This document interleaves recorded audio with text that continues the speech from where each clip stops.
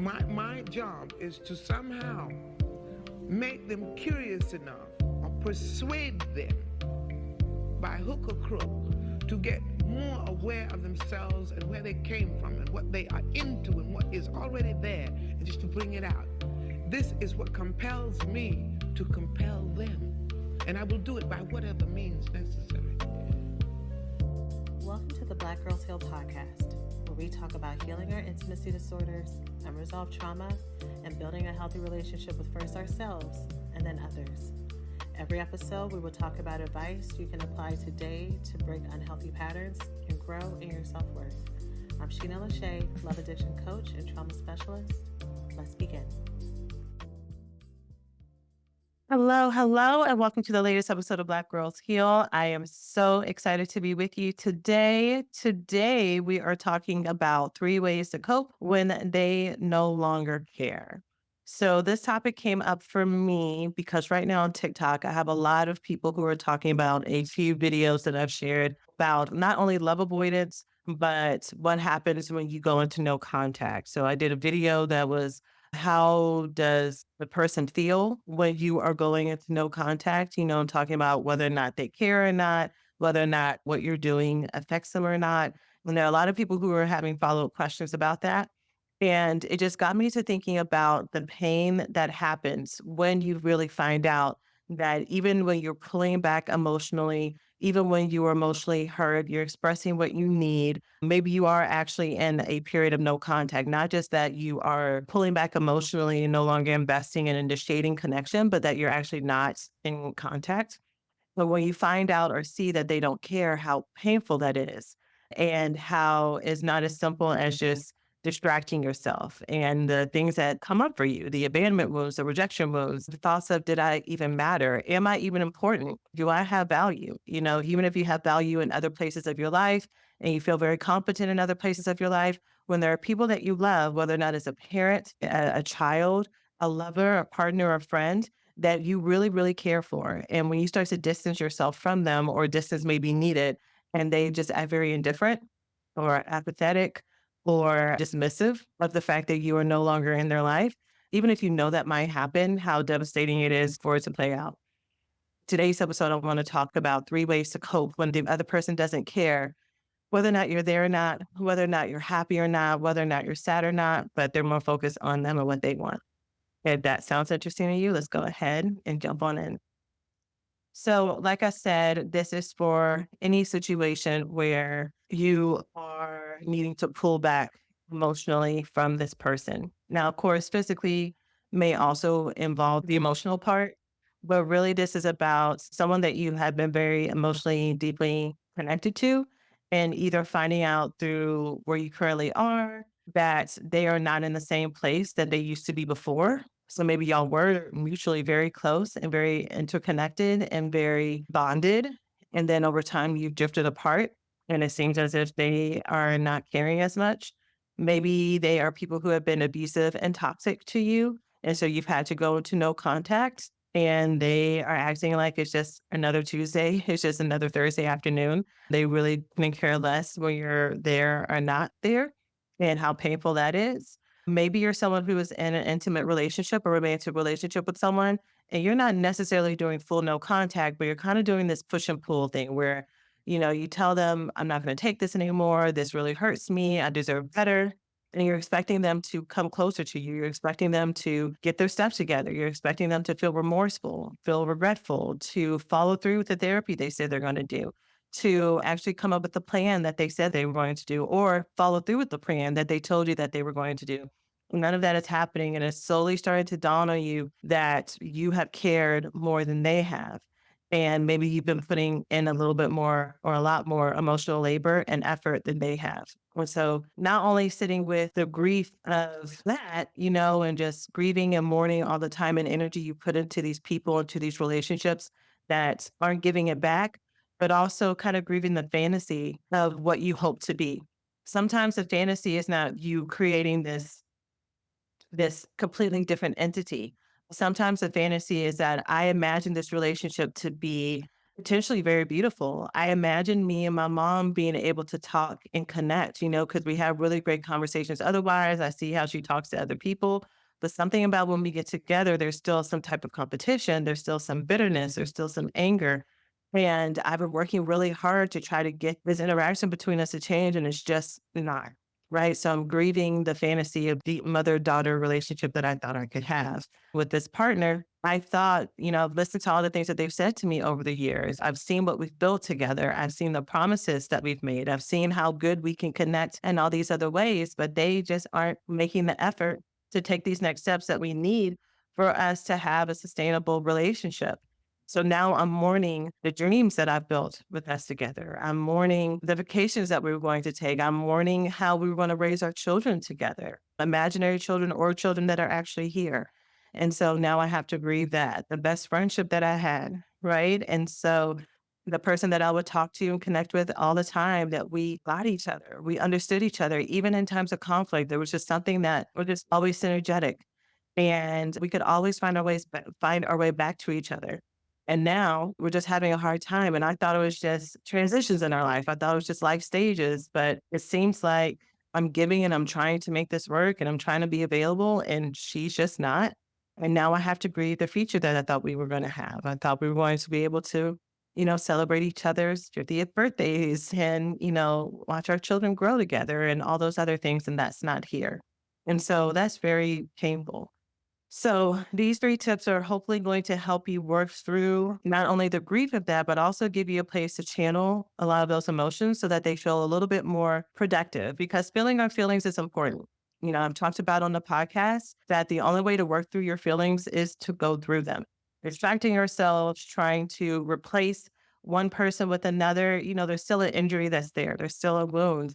There's still a longing. There's still a lack of closure.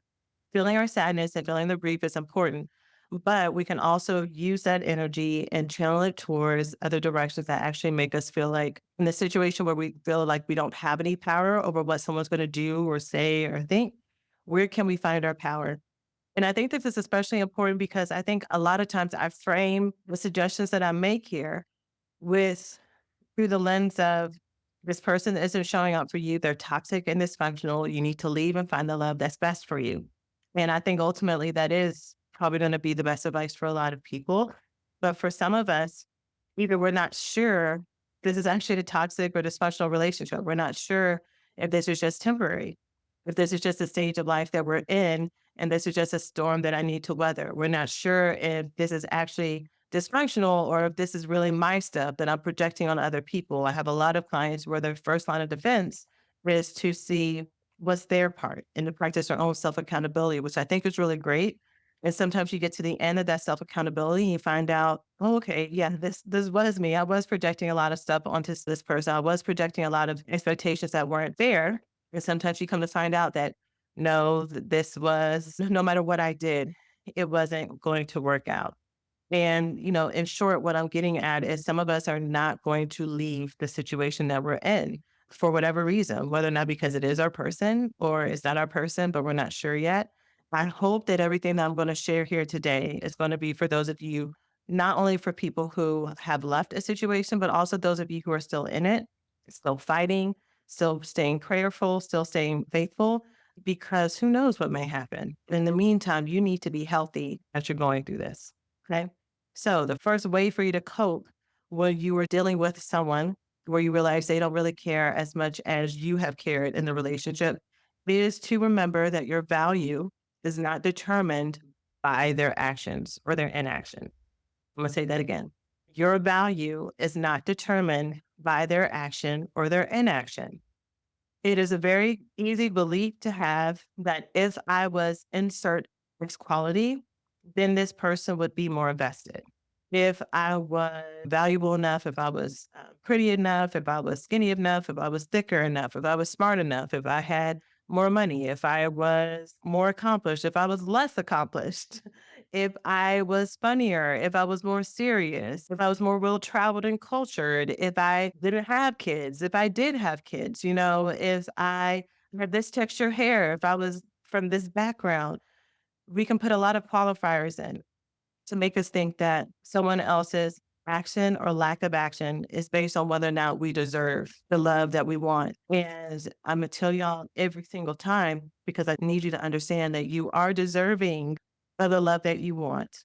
You are deserving with your flaws, the flaws that immediately this tip applies to you, the flaws that immediately came up in your head right now, the but what ifs, but what about this, all the but what abouts. Yes, yes, even in your imperfection, my dear, you're deserving of the love that you want.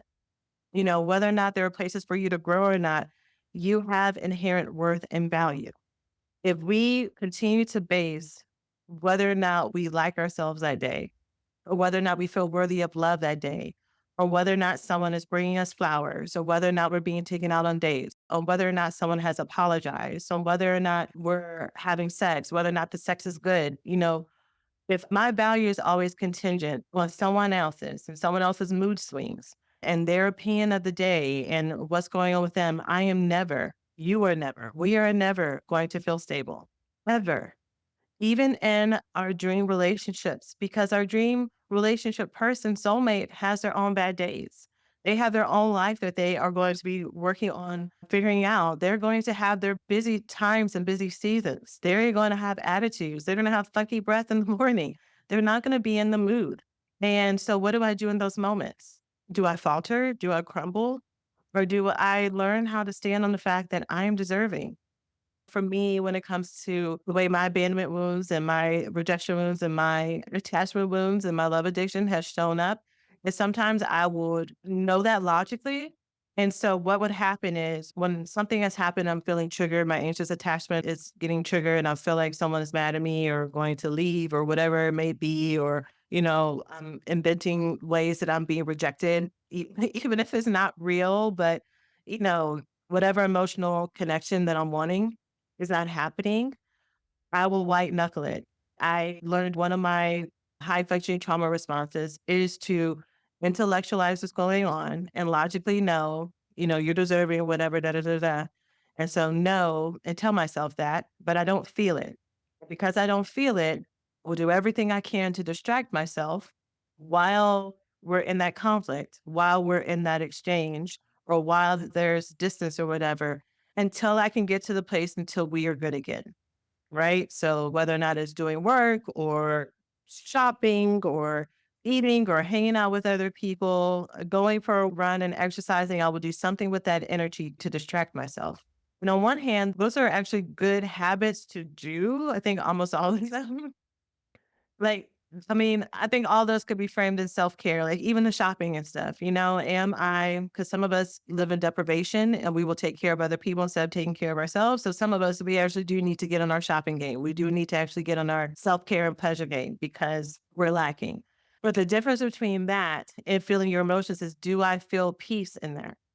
Do I feel, even if that person were not to text me or call me for a day or for another day, would I be able to sleep? Would I be able to catch my breath? Would I be able to look in the mirror and know that their behaviors and their actions are about them? And even if I did mess up, even if I did do something wrong, even if there is something for me to apologize for, can I hold the fact that I'm worthy? Can I hold the fact that I'm deserving of love? And because I know that, of course, the other person knows that too. So yeah, we're in conflict, but that's not going to change how they feel about me because why wouldn't they love me? I'm worthy. I'm amazing. I'm deserving. Like they're not going to go anywhere because why would they? And I'm attached to someone who's secure enough, who knows himself as well. So I really don't need to worry about that. I'm not going to personalize their own stuff and what they decide to do because I know that as a worthy and deserving person who would give grace to another worthy and deserving person as well, that I have the right to show up imperfectly. And I have the right to offer grace and receive grace as well. So I'm going to rest assured and know that in my best relationships, we can figure everything out and we can figure everything out because I'm coming as my best self. And I believe love works out for me. And I believe love works out for me because I believe I'm deserving of the love that I want. All those thoughts feed themselves. Feeling like knowing that I'm worthy, believing in the trust of love and connection and attachment. And they kind of, they're the snake that eats his own tail, but it's one that's one of abundance and growth, and it helps you feel more secure. Versus what it would look like with the first example with distraction is I love myself, but have this recurring narrative in my head about, but what if they're really mad? Or what if, we get in a big fight? Or what if they get more and more upset? So I'm going to distract myself from this recurring negative, not negative, this recurring narrative that is negative in my head because those thoughts feel very overwhelming to me. Because the thoughts are, very demoralizing and limiting and harmful. So because my value is not determined by someone else's actions or inactions, I know that if I'm with someone who is not treating me the romantic way that I want to, that does not mean that I'm not deserving of it. Because I may be with someone who may not have the time to be available for me, that does not mean that I'm not deserving of time. Because I'm with someone who is being very stubborn and not apologizing, that doesn't mean that I'm not worthy of being treated with kindness and with people respecting my boundaries and my heart and wanting the best for me. Those are just truths. Just like the sky is blue, I know that those things are true for me as well, which is going to kind of lead into the second one. Actually, it leads more to the third one. But let me go ahead and say the second one because it's next on our list, which is understanding that the love that you want is not only available through that person. They are not the only person who can treat you with kindness. They are not the only person who can treat you with joy and enjoy your presence. They are not the only person who will listen and validate you. So this is not me inserting you to go and find someone else to replace this person. This is not me for those of you who this person might be a romantic partner, me telling you to break up with them and go find someone else. This is not me telling you to go into no contact. This is understanding that if I want motherly, affirming love, motherly and affirming love does not only come through Sandra Jane, I'm inventing a Mother's Day, Sandra is not the only one who can give me motherly love in this world. Sandra is not the only one who the thing I've wanted from my mom for so long is to look at me with compassion and to look at me with tenderness and to see that I'm actually a good person and to see that I'm actually important. That's what the only thing I've wanted from Sandra Jane, my whole life. And she's not giving it to me. There are other people in your life currently who either have been trying to or currently are or want to give you that type of love and are currently giving you that type of love. But because you're so fixated on Sandra Jane, and unless it comes in this package, and unless it comes in her voice, and unless it comes in these certain moments, you feel very abandoned in that way and very exposed, right? This romantic love. I want this romantic love to come from my partner. Romantic love looks like someone who is caring about me, checking in on me, wondering if I've had anything to eat, helping me out around the house, whatever it may be, actually listening to me when I'm talking about my day and having follow up questions. There are other people in your life who are checking on you. They're in your phone right now asking you how you are. You're not responding, or you're giving them half responses because you don't really want to get into it. There are people who are offering to help you and you're saying, no, I got it. There are people who want to hang out with you, but you've told them no so many times that it's not that they don't want to hang out with you anymore. They just anticipate that you're going to say no, right? But they love spending time with you. When y'all are together, you have a grand time. This romantic, adventurous, joyful, fulfilling love that has even a romantic quality to it. This sensual, I was trying to say sensational, and then I said sensual. But it has a sensational, sensual energy, right? You can have that connection with other people, even when you're partnered with this person. But when we put everything in one basket, when we put all of our eggs in one basket, it leaves us feeling very trapped. And it leaves us feeling very helpless and powerless and depleted and deprived. And for good reason, because what we're wanting are real needs. And if we have one person that we feel like is the gateway to all these things, and they're refusing to, don't know how to, or don't want to give it to us, of course we're going to feel resentful. Of course we're going to feel sad. Of course we're going to feel dejected because there's this real emotional need that I've been trying to live without. I've been trying to distract myself. I've been trying to tell myself it's okay. I've been trying to threaten them to give it to me. I've been trying to do everything I can to either live without or try to get it. And this fountain is broken. It won't turn on. And so what I'm trying to tell you is you are in a giant, spa with fountains everywhere. We got to learn and look at and turn on all the other fountains and step our feet in the water and see that there is an abundance and there's a river flowing. And so don't allow one person, the topic of this podcast is ways to cope when they don't care. Don't allow one person's actions or inactions be your only source of love. And then again, this is even in relationships that are very healthy. I hope that for those of you who are listening to this in times of stress, that you even carry this lesson in times of abundance too. Because, like I said before, even when you meet your people, even with the people who are your favorite, say you do have a really great motherly figure or fatherly figure, say you really do have a really great partnership. Maybe your mom or your dad may have a bad day. Maybe there will be a time in your life when they are sick, when they're no longer with you, when they just don't have it to give. Like y'all are both on 10% and that's the best you got, right? And that's the best you got for a while. So when you've been blessed enough to have these best relationships, you're still doing yourself and themselves a disservice to make them your only source of goodness and access to these things because they are not your guide, right? You are the one who is in control of finding and placing yourself in places that pour into you. You're your best advocate. And hopefully, you're going to pick the right people, places, and situations for people who are going to protect you and who are going to want to nurture that and grow that in you and nourish you so that they add to your life and they don't detract. Like you're not always having to play defense, like you pour into yourself and here they come saying something negative, or here they come doing, worst case scenario, or here they come needing money, or here they come, you have to take care of them. You want to have people in your life that actually add to your life and make your life better. But even then, you want to make sure that you have a very good, full sustainment of yourself so that everything else is extra versus they are, your main, I can't think of another way to say your main source right now. Okay. Way number 3, cope when you are dealing with someone that you just find out that they actually don't care is knowing that you can pour the love that you want back into yourself.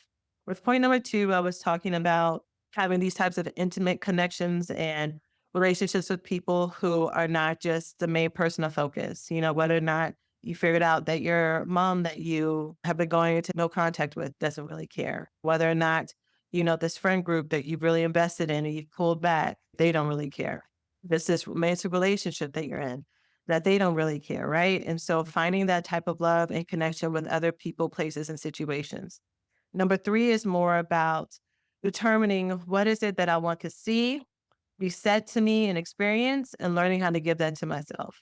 Coming back to that inner child work that I've talked about here on the podcast, learning how to soothe and nurture ourselves. Can I be, when I talk about my main source, can I be my main source? And then all the good friends and families and lovers and partners and everybody after that with extra on top of the type of love that I give myself. Do I know how to look into the mirror and soothe myself and comfort myself? Do I know how to hold myself when I'm upset? And yes, I said that exactly as I meant it. Can you use your hands, if you have functioning hands and arms, can you use them to hold yourself and actually feel what that feels like to be held? Can you rub on your own body when you need to be rubbed and touched?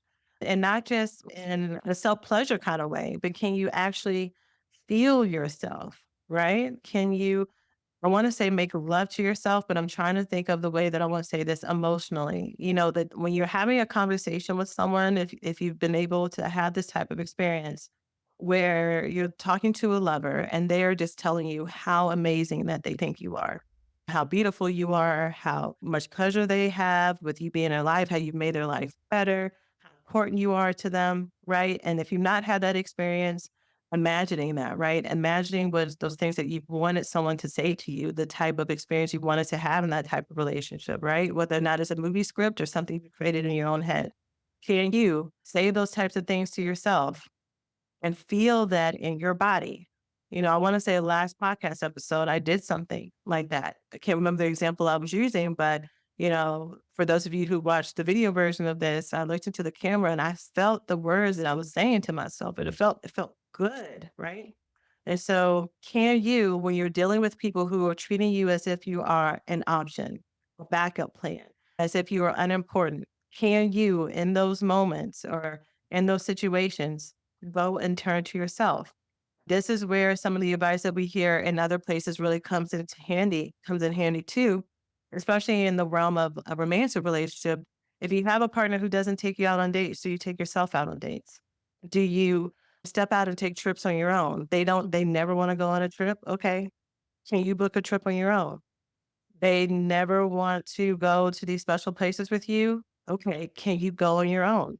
You do not have to wait for other people to live your life. You do not have to wait on other people to celebrate you. They don't want to do anything for your birthday.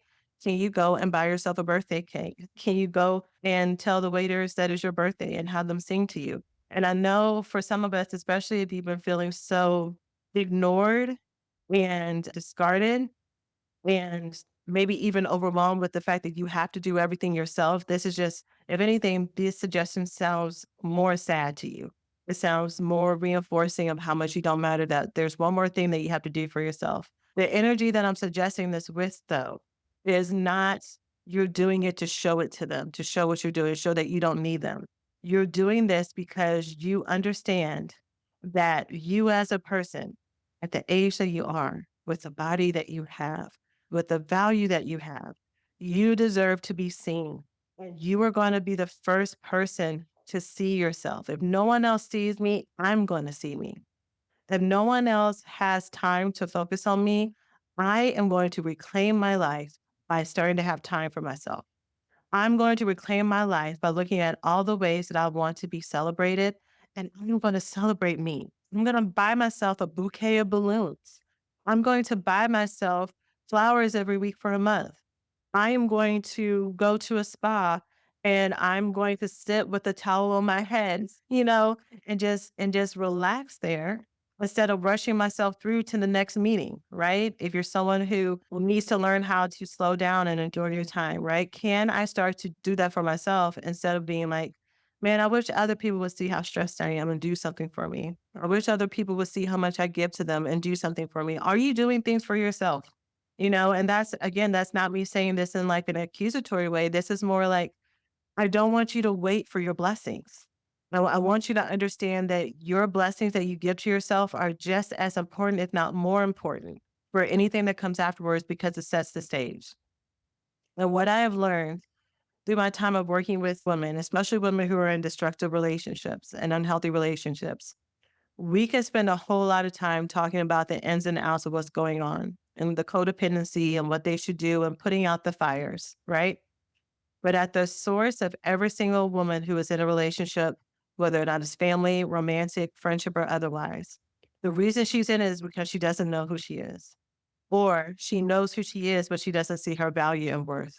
She has had too many people dishonor her, again, discard her, devalue her, come in and out with their time and attention and breadcrumb her, right? She hasn't had a sustainable, consistent flow of love.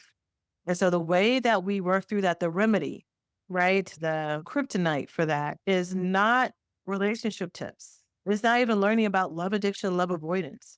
If I'm going to be honest. It is getting to the core roots of when and where and how she feels not enough. Now, once we get to the core root, helping her learn how to pour into herself and prioritize herself. And once you start to do that, your self esteem goes up. Your self esteem goes up because now instead of you focusing on what other people want and what they think, and, how are they going to feel if I do this? And, kind of measuring like, okay, well, I can do this just enough here, but I can't tell them no fully. I have to show up. They ask me out. They ask me to do this thing. I have to say yes to be nice. Then I'll pull back, or then I'll tell them no, or then I'll tell them how I feel, but I have to wait for the right time and place to say whatever, right? Or it's never the right time and place. It's never going to be the right time and place because you are treating yourself like an option. And so once you get really aggressive about loving yourself, and sometimes the way that you have to love yourself is through this prioritization of time and moments for yourself, even when you don't want to do it, even when you're like, why is it that I have to do this? Why is it that I have to take care of myself? Once you start to build a habit and notice what it feels like to have this type of experience and attention and time, and also if your energy is not about other people, like I have to do this because you're not doing it versus I'm doing this because I want to feel special. and I want to be valued. Like, this is a very me thing. This is not about you anymore. I've lived 5, 10, 20 years for you. I've lived 5 months of our relationship. I've lived, you know, 5 decades of our relationship of me trying to get you to see something in me, to try to see the value in this relationship. I can't do it anymore. Or at least I'm taking a break. For the next 30 days, for the next 90 days, for the next week, I'm going to focus just on me. And then if I need to focus on you afterwards, then I will. But this next 7 days is just for me. And the more you start to do that and reclaim yourself, that's when you start to get your power back. I said in a previous episode that the way that I live, and I can't tell you which episode it was. Sorry. But maybe when I describe the story, y'all might be able to figure out which title it is. But I said before, I was in a long-term relationship with someone that I completely like lost myself.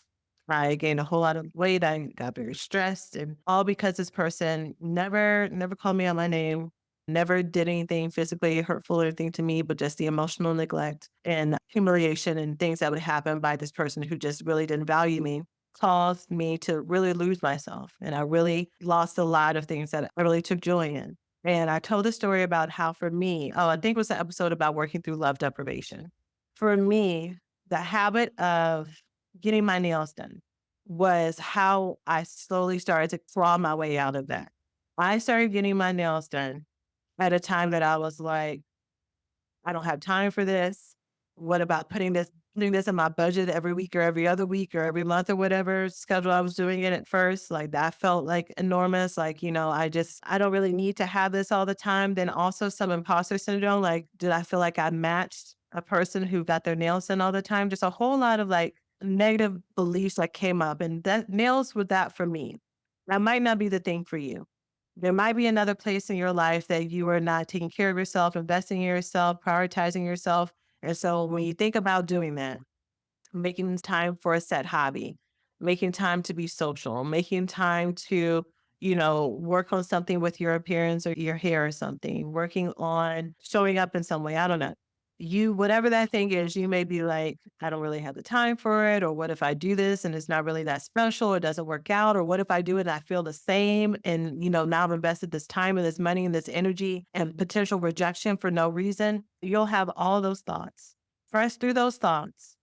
And as you start to do that, the woman who's on the other side of that, the woman who's been wanting you to do that for her for a long time, which is why the thought has never gone away. Thought about whatever the hobby is, whatever the experience is, whatever the self-care ritual is, whatever the schedule of your life that you want. You keep coming back to those things. You keep saying, well, I don't have time. I don't have money. I don't have access. I got kids. I got whatever else. You can say that, then you try to do an alternative to it, or you try to, push it out of your head and distract yourself and do something else, but it keeps coming. Once you start doing that thing, once you start showing up in the way that you want to show up, once you start talking in the way that you want to show up, once you start stepping into the rooms that you keep waiting for the right time, the right moment, the right access to do that, once you actually start doing that, the other woman who's on the other side of that shows up. The woman who's always been there, has just been waiting on you. And that woman is so much more confident. She knows herself more. She believes in herself more. And she knows what she deserves a lot more. And so by me just starting to get my nails done, my self-esteem started to increase. Other little qualities of my life started to change too. And I started to realize, something that I always knew. I always knew that the way that I was being treated in that relationship was not the best. But I just kind of felt like, I made this commitment. I'm here now. I got to kind of see it out. I'm watching a series right now on a person who got into a marriage with someone who was physically and emotionally abusive to her. And she had some religious teaching behind her that made her feel like she had to stay because it's a promise that she made to God. So there was some of that stuff that was going on for me as well. But also realizing that this is not what my life is going to be for the future.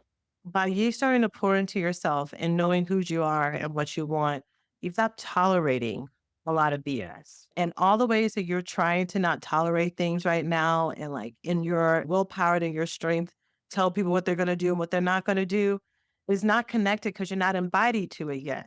You logically know that this is how it should be. You even really want it to be that way, but your body does not believe it. It doesn't believe that you're fully worth it. And that's okay. Sometimes we can come in different directions. Sometimes it is going out and saying the actions and doing the things, and then your emotions catch up. And sometimes you start with your emotions first and then the actions catch up first. It doesn't matter. There is no right or wrong way. So I'm just sharing this for those of us who have been trying to tell people what we want and make a plan about what we're going to take and what we're not going to take, but it's not working. That's okay. Because if you start focusing on you, if you start focusing on you and see the treasure that you are, everything else in your life starts to change. There is no mistake. There is no lost time. There is no, oh man, I should know better. Why can't I love myself better? Why can't I believe in myself more? You're doing the best that you know how. Right. And so let's start with some self compassion. Let's start with some self focusing instead of focusing on other people and what they feel and what they want and making them our source for love and for comfort and for access and everything.